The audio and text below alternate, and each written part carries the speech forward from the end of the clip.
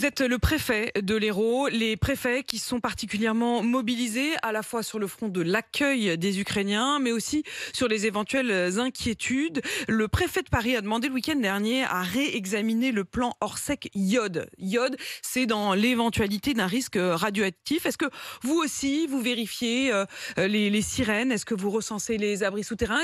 Est-ce que vous êtes quand même obligé, alors plus particulièrement aussi aujourd'hui, mais peut-être régulièrement, de vérifier tous ces systèmes, ces solutions de SOS? Alors, nous n'avons pas reçu d'instructions récemment en ce sens. Il faut surtout pas céder à la panique.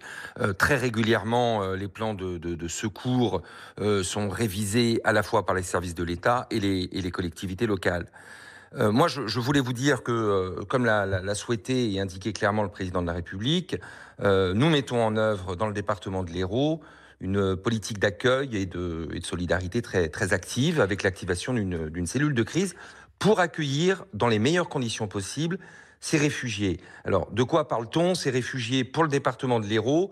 Hier après-midi, on avait 185 Ukrainiens accueillis. Qui étaient déjà arrivés, hein, Non, 185, non, ça c'est ceux oui, qui qui sont... venait juste d'arriver, en D'accord. fait, hein, dans les 2 derniers jours.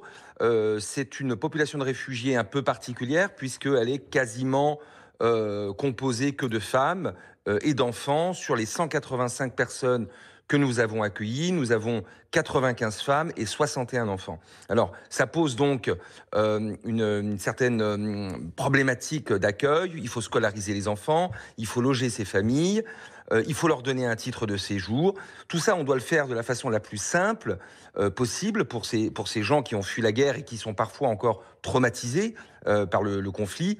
Sur le site internet de la préfecture, nous avons une page entièrement en ukrainien pour leur expliquer les démarches. Alors les démarches, elles sont simples. On a mis en place avec la métropole de Montpellier, à la Maison des Relations Internationales, c'est-à-dire en plein centre, un guichet unique Oui. avec les services municipaux, les associations d'entraide pour les Ukrainiens, comme SOS Ukraine, Mmh. des psychologues, la Croix-Rouge et surtout les services de la préfecture qui vont au-devant des réfugiés ukrainiens pour leur expliquer quelles sont les démarches à réaliser en vue de l'obtention d'un titre provisoire de séjour.